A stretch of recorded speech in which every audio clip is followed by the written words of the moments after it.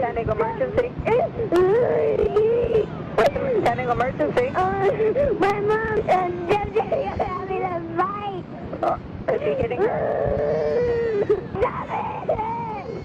Send the police, please. Okay, we're going to be there. We're taking your baby.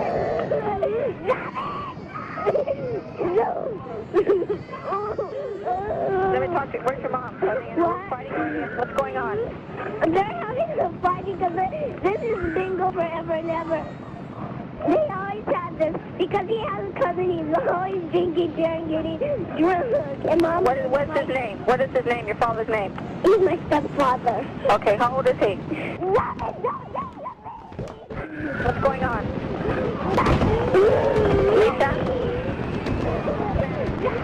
Lisa? Fighting again. What's going on? Hurting Mommy. How's he hurting her? He made his mommy. Okay, don't cry. We're going to send the police. Okay. Okay, now where's your mother at right now? She's in the room fighting with them. Okay, could you just send the police? The investigation into the brutal beating death of a 10-year-old Fresno boy, Seth Ireland, continues as many question the integrity of a system that some believe failed him. It's our top story at 11 o'clock. Preston Phillips joins us with the latest on this disturbing case. Preston? John, 3 million reports of child abuse are made every year in the United States, and experts estimate that the actual number of incidents of abuse is 3 times greater than reported. Every day, 4 children die as a result of child abuse. After the tragic death of Seth Ireland, many are now looking for ways to better protect kids and ways to fix what they call a broken system. It's something one family law critic out of San Diego says she's been pushing for years. In this interview conducted Wednesday afternoon with Joseph Hudson, the father of murdered 10-year-old Seth Ireland, Hudson blames police, the courts, and Child Protective Services for failing to protect his son from the man who's accused of beating him to death, LeBaron Vaughn, the mother's live-in boyfriend. My son slipped through the crack, so to say, and was not protected like he should have been. But Catherine Huerta, who oversees Fresno County's Child Protective Services, says they did the best they could. Am I confident that my social worker was working this case? I certainly am. Was she investigating this case to the best of her ability? Yes, she was. Since August of 2008, Hudson had been involved in a bitter custody battle over his son. But did Seth Ireland really slip through the cracks, or is it that our system was so broken, little Seth never fared a chance? Falling through the cracks means the system is working fine. The system is not working fine except for people who are getting paychecks in the system. It benefits the workers. It doesn't benefit the children that are presented to the workers. Bonnie Russell started the website FamilyLawCourts.com back in 2001 when she began noticing cracks in the judicial system herself. Russell is considered an expert, she says, in the field of how family court doesn't work and why, and parental alienation. You want the judge to speak directly to the child. Judges don't want to do that, so they order experts. Experts who Russell says many times aren't professionally trained to evaluate the mental state of a child. And because of this, she says, children who are being abused many times end up back with the abuser themselves. She says for this reason alone, children must be given a voice in the courtroom. A child is a credible source. But that stops the litigation train if the child speaks up. It's not that the children are slipping through the cracks. They're the marketing tool. The parents are the fuel source, and the top of it is the child. Now, at the end of August, CPS launched a child abuse investigation, and although they received numerous referrals of abuse up until Seth Ireland was killed, they say they were never able to gather any conclusive physical evidence that he was being abused. For this reason, Seth could not legally be removed from the home. Family law critic Bonnie Russell says in addition to children being given a voice in the courtroom, immunity should be taken away from all social workers so they themselves can be held responsible in a court of law for any mistakes they've made. And how do you feel about Mommy and Daddy? Very sad. Very sad? How come? Because they're mean. Because they're mean? I feel mad and sad. Oh, you feel mad and sad? Because they were mean. Because they were mean? Yeah. The Family Healing Center is a holistic abuse center. We take care of women and children who have been victims of abuse. This center in itself has been open for a year and a half, and to date we've served over 550 victims. We are the only Christ-driven and faith-based organization that offers all these services underneath one roof. Children come in here and ask us. I was praying that God would help me, and nothing happened, and I was still hurt. And so it's really important to all of us that work in here that are all Christians that we convey that to the families, the children that come in here, that want to make sense of why somebody would hurt them. That it's not God that did it or let it happen. It is the sin. It's called abuse.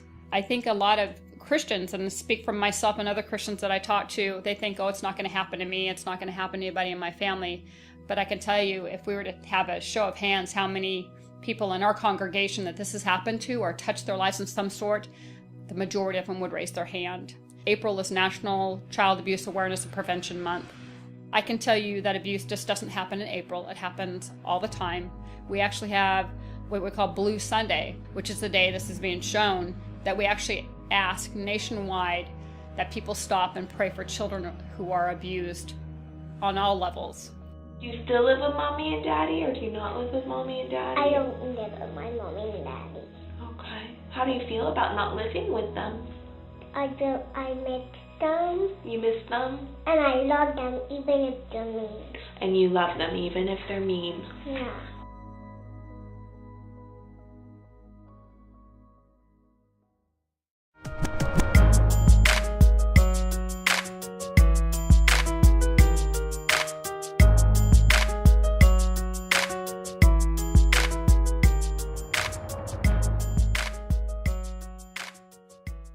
Trauma. It affects people of all cultures, all genders, all races. It crosses borders, invades schools, families, homes, cities. The face of trauma changes. Sometimes it looks like a terrified child hiding under a table, afraid of touch, afraid to trust. Other times it looks like an aggressive teenager, afraid to feel, afraid to appear weak. Sometimes it looks like an overachieving adult who fills their life with noise, afraid of the silence, afraid to be still. These faces, whatever their age, whatever their gender, whatever their socioeconomic class or culture, represent experiences. Experiences of pain, experiences of strength, experiences of shame, experiences of victory. Each face represents a story. Stories is an intervention created by me, Dr. Megan Corrado, as a way to help traumatized youth and other individuals who've experienced difficult life experiences to create, voice, and honor their life stories. Create. There is something healing about the act of creating. To take something ordinary and breathe new life into it. To take something broken and to turn it into something beautiful. Creativity is healing. It helps us express feelings, understand ourselves, understand life and the world around us. Unfortunately, for many youth who have experienced trauma, their opportunities for creativity are hard to come by. They have to devote so much time and energy to surviving that they're unable to creatively explore. Stories give youth a chance to create, to expressively talk about their life experiences, to voice their unique perspectives. Voice. Some voices are loud, some voices are quiet, some voices are bold, others are timid. Unfortunately for many youth, their voices go unheard. Our larger culture doesn't have a place for the voices of youth, or if there is a place for their voices, there are certain conditions that youth must meet. Conditions like, don't say it that way, say it quieter, say it calmer, don't say that too loudly, don't say it too boldly, say it this way, say it that way. Stories provide youth with the opportunity to voice their stories.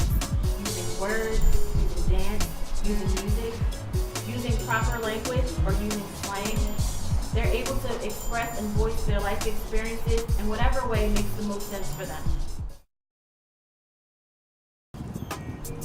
Honor. Traumatized youth have experienced pain, shame, fear, abandonment. Yet in the face of all of these experiences, they somehow find the strength to keep going. This is worthy of honoring. Traumatized youth are amazingly resilient. What is resilience? Resilience is the ability to bounce back, to heal, to get back up again when life has knocked them down. Stories honors people's sources of inner resilience. It celebrates their ability to survive incredible hardship. Stories provides youth with the opportunity to voice their stories, to have their thoughts and feelings acknowledged.